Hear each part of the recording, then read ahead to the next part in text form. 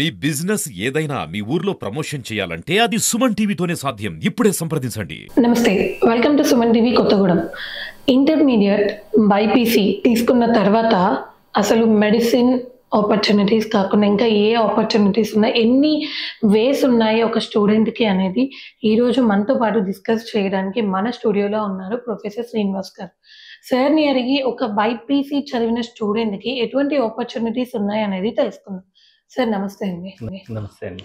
Sir జనరల్గా engineering అంటే ఎంపీసీకి వచ్చేస్తుంది కదా మనకి. మరి బైపీసీ తీసుకున్న స్టూడెంట్కి నీట్తో ఎంబీబీఎస్ అండ్ బీడిఎస్ ఈ రెండు కాకుండా ఇంకా నేను డాక్టర్ అవ్వాలి అన్న క్యూరియాసిటీ ఉంటే వాళ్ళకి ఎటువంటి ఆప్షన్స్ ఉన్నాయి?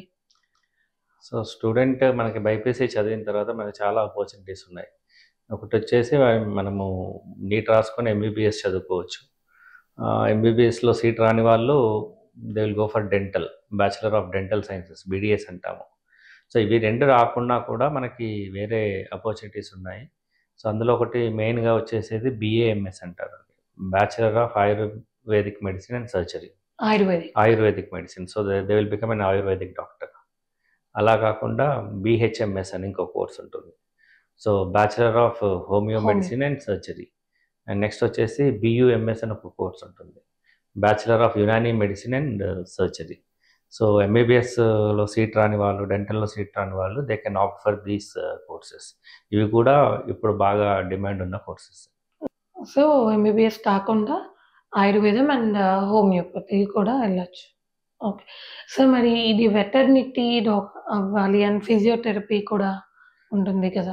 సో ఇదేంటంటే మనకి బ్యాచిలర్ ఆఫ్ వెటర్నరీ సైన్స్ అని ఉంటుంది. సో ఇది కూడా 5.5 years కోర్స్. సో ఈ 5.5 years కోర్స్లో దీనికి ఏంటంటే మనకి లైవ్ స్టాక్ కానీ యానిమల్స్ ట్రీట్మెంట్, మనము దీనికోసము చదివేది వెటర్నరీ సైన్స్. దీనికి కూడా చాలా ఆపర్చునిటీస్ ఉన్నాయి ఇప్పుడు. నెక్స్ట్ వచ్చేసి మనకి బీపీటీ అంటారు, so bachelor of physiotherapy. So ఇది కూడా మనకి 5 years కోర్సు. సో దీనికి కూడా స్టూడెంట్ ఆప్ట్ చేసుకోవచ్చు. బిఏఎంఎస్ కానీ బిహెచ్ఎంఎస్ కానీ ఎవ్రీథింగ్ 5 years కోర్స్ ప్రతిదీ. ఓకే, ఎంట్రన్స్ వచ్చేసి దానికి సపరేట్ ఉంటుంది, as per state level, as per the state policies. So మనం ఎక్కడ అడ్మిషన్ తీసుకుంటే ఆ పర్టికులర్ స్టేట్లో ఉన్న ఇది.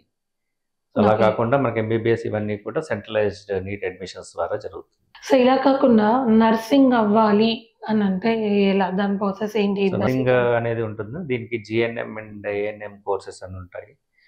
సో బీఎస్సీ అంటాము, బీఎస్సీ నర్సింగ్ కోర్స్ చేసుకోవచ్చు. వీళ్ళకి కూడా దాదాపుగా ఈ కోర్స్ కంప్లీట్ అయ్యాక 40,000 to 50,000 స్టార్టింగ్ శాలరీతోని చాలా మంచి ఆపర్చునిటీస్ వస్తున్నాయి, especially for BiPC students. Okay, so వీటికి సపరేట్గా కాలేజెస్ కూడా ఉన్నాయి? ఉన్నాయండి, డిగ్రీ అంటాం, బీఎస్సీ నర్సింగ్ అంటాం. సో నర్సింగ్ కాలేజ్ ప్రతి గవర్నమెంట్ మెడికల్ కాలేజ్కి అటాచ్డ్గా నర్సింగ్ కాలేజ్ ఒకటి ఉంటుంది. సో అందులో they can do this BSc nursing course. So దీనికి కూడా ఎంట్రన్స్ ఉంటుందా? ఎంట్రన్స్ ఉంటుంది, ప్లస్ అలా కాకుండా డైరెక్ట్గా అడ్మిషన్ కూడా తీసుకుంటారు based on intermediate marks. So మరి రిమైనింగ్ వీటికి బేస్డ్ ఆన్ మార్క్స్ తీసుకోరా? సో మనకి ఇక్కడ ఈఏపీసెట్ అనే ఉంటుందండి Telangana, engineering agriculture common entrance test and pharmacy common entrance test అని ఉంటుంది. సో బేస్డ్ అపాన్ అందులో వచ్చిన ర్యాంక్ని బట్టి they can apply. Technician side, supporting staff in hospitals. So వీళ్ళు డిగ్రీ త్రూ వెళ్ళొచ్చు. ఓకే, సో మరి మన లోకల్లో ఆ కోర్సెస్ అవైలబుల్ ఉన్నాయా అవుట్ ఆఫ్ కొత్తగూడెం? మన రేడియాలజీ కోర్సెస్ కానీ, మెడికల్ ల్యాబ్ టెక్నీషియన్ కోర్సెస్ కానీ ఇవన్నీ కూడా మనకి కొత్తగూడెంలో అవైలబుల్ ఉన్నాయి. సో ఇలా కాదు, పిల్లవాడు బైపీసీ చేశాడు బట్ నాకు ఇప్పుడు ఇది వద్దు అనుకునే వాళ్ళు కూడా ఉంటారు కదా, లేదు నేను ఇంజనీరింగ్ సైడ్ వెళ్తాను అంటే, అలా ఏదైనా ఆపర్చునిటీ ఉందా వాళ్ళకి? బైపీసీతోని కొన్ని ఇంజనీరింగ్ కోర్సెస్కి ఎలిజిబిలిటీ ఉందండి. అందులో వచ్చేసి బీటెక్ ఫుడ్ టెక్నాలజీ ఒకటి, బీటెక్ ఫోరెన్సిక్ సైన్సెస్ ఒకటి ఉంది, BTech biomedical engineering, BTech biochemical engineering, BTech bioinformatics, BTech biopharmacy, ఈ కోర్సెస్ అన్నీ ఉన్నాయండి. సో వీళ్ళు Okay. కూడా ఈక్వల్ టు ఇది ఇంజనీరింగ్ కోర్సెస్, ఇవి కూడా దాదాపుగా 4 years డ్యూరేషన్ ఉన్న కోర్సెస్. సో దీని అడ్మిషన్ ప్రాసెస్ ఎట్లా ఉంటుంది సార్? ఇది కన్సర్న్ ఇంటర్మీడియట్ మార్క్స్ మీద డిపెండ్ అయి ఉంటుందండి. వాళ్ళకి వచ్చే Intermediate. ఇంటర్మీడియట్ మార్క్స్ తో డైరెక్ట్ గా అప్లై చేసుకోవచ్చు that is equal to engineering. Engineering. Sir ఫైనల్గా ఇప్పుడు మనకి ఎంసెట్ వచ్చేసరికి ఎంసెట్లో అగ్రికల్చరల్ కూడా రాస్తారు కదా, అసలు వాళ్ళకి ఏ ఆపర్చునిటీస్ ఉన్నాయి, వాళ్ళ లైఫ్ ఎలా ఉంటుంది?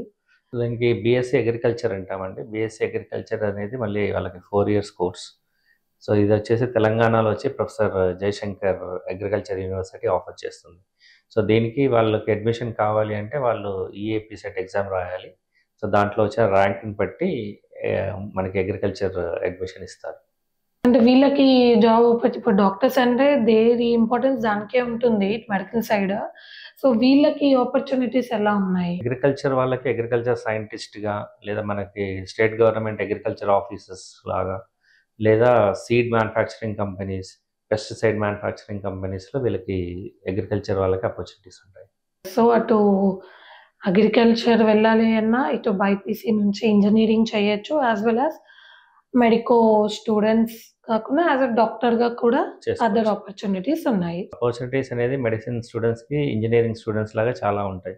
ఎంబీబీఎస్ కా నుంచి బీడీఎస్, బీఏఎంఎస్, బీహెచ్ఎంఎస్, బీయూఎంఎస్, ఇలా కాకుండా వెటర్నరీ కోర్సెస్, అగ్రికల్చర్ కోర్సెస్, లేదా ఫార్మసీ చదువుకోవచ్చు. ఇవన్నీ కాకుండా ఇమీడియట్గా ప్లేస్మెంట్ కావాలి, ఇమీడియట్ సెటిల్మెంట్ కావాలి అంటే మనకి paramedical courses, medical lab technician, x ray technician, anaesthesia technician, ఏ కోర్స్లో జాయిన్ అయినా వీళ్ళకి ఇమీడియట్గా సెటిల్ అయ్యే ఛాన్సెస్ చాలా ఉంటాయి. వాటికి త్వరగా లైఫ్ సెటిల్ ఆపర్చునిటీస్ ఉంటాయి. ఇంజనీరింగే కాదు, మెడికల్లో కూడా చాలా ఆపర్చునిటీస్ ఉన్నాయి అండ్ చాలా వేస్ ఉన్నాయి కెరియర్ సెట్కి అని చెప్పినందుకు thank you so much. Thank you.